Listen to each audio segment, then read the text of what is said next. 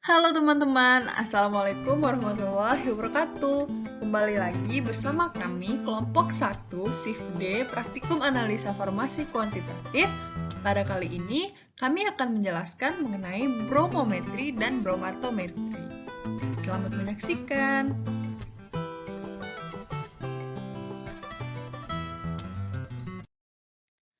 Pada dasarnya, bromatometri dan bromometri sama-sama merupakan titrasi dengan prinsip reaksi, reduksi, dan oksidasi.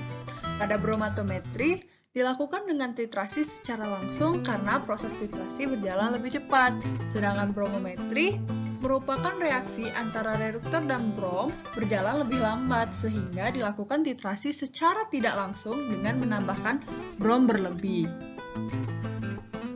Prinsip percobaan melakukan titrasi dengan suatu senyawa baik secara bromometri ataupun bromatometri dengan titra natrium tiosulfat dan indikator amilum sehingga didapati titik akhir titrasi dari senyawa yang dititrasi. Proses yang terjadi pada bromometri kalium bromat adalah oksidator yang kuat, hanya saja kecepatan reaksinya tidak cukup tinggi. Dan untuk menaikkan kecepatan ini dilakukan dalam keadaan yang panas dan dalam lingkungan dengan asam kuat.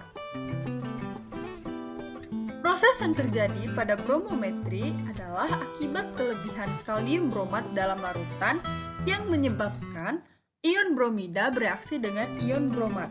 Dan ketika ditambahkan HCl, bertujuan untuk menambahkan atau memberi suasana asam sehingga bromin dapat dibebaskan. Penambahan kalium iodida akan menghasilkan iodida yang akan dioksidasi oleh bromin menjadi iodin.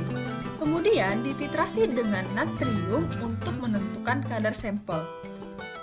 Percobaan ini dititrasi sampai warna menjadi kuning dan kemudian titrasi dihentikan dan akan dilanjutkan sampai larutan tidak berwarna atau Selanjutnya, percobaan penetapan kadar fenol.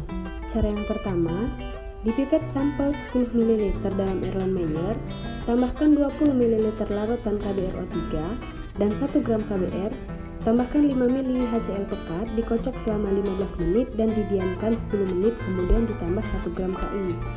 Kocok dan titrasi dengan larutan Na2, S2O3 dan ditambahkan larutan amilum 0,5% sebelum titik akhir. Cara yang kedua, dipipet sampel 10 ml ke dalam Erlenmeyer dan tambahkan 10 ml larutan air suling dan 10 ml HCl serta 1 gram KBR.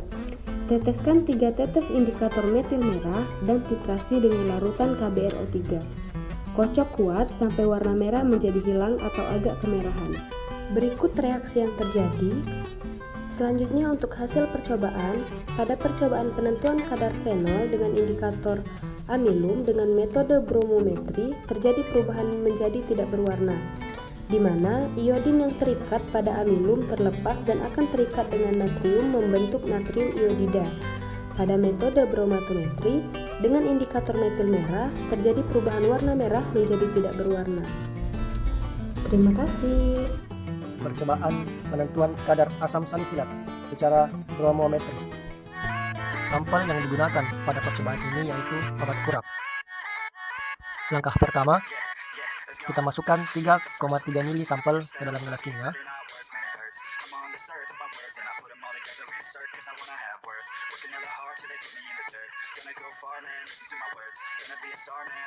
Kemudian ditambahkan alkohol 10 ml dan ether 10 ml dan kita homogenikan. Kemudian kita tambahkan 10 ml larutan Na2 CO3 0,5%. Setelah itu kita masukkan ke dalam corpis dan kita gojok sebanyak 3 kali.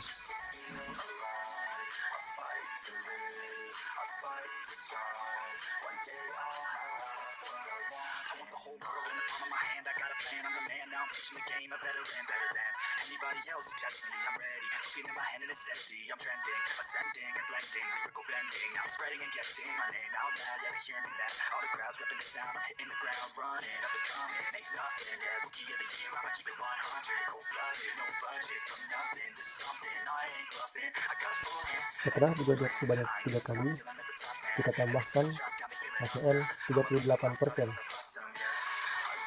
sampai tidak keluar gas.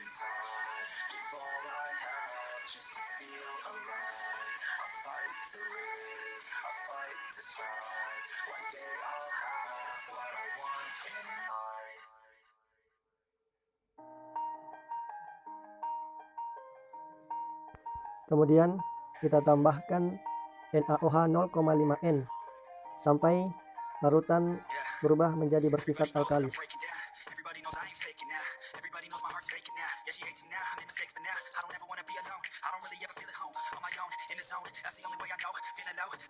Kita lakukan pengecekan pH menggunakan kertas pH untuk memastikan bahwa larutan tersebut sudah bersifat alkali.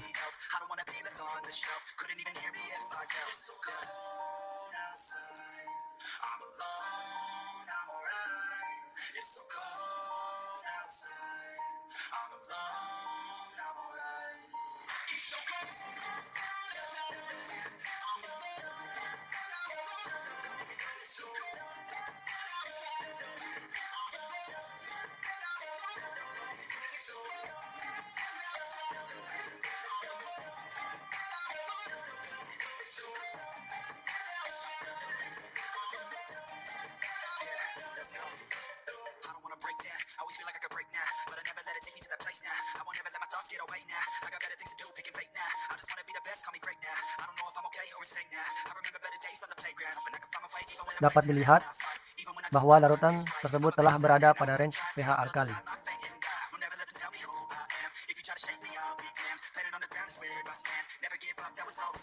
Selanjutnya, kita tambahkan KBrO3 0,1N sebanyak 20 ml dan KBr sebanyak 1 gram.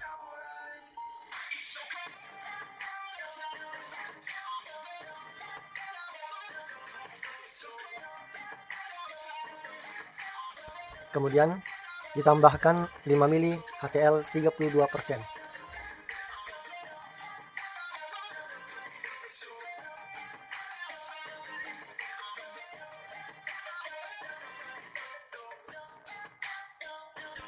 Selanjutnya digojok selama 15 menit.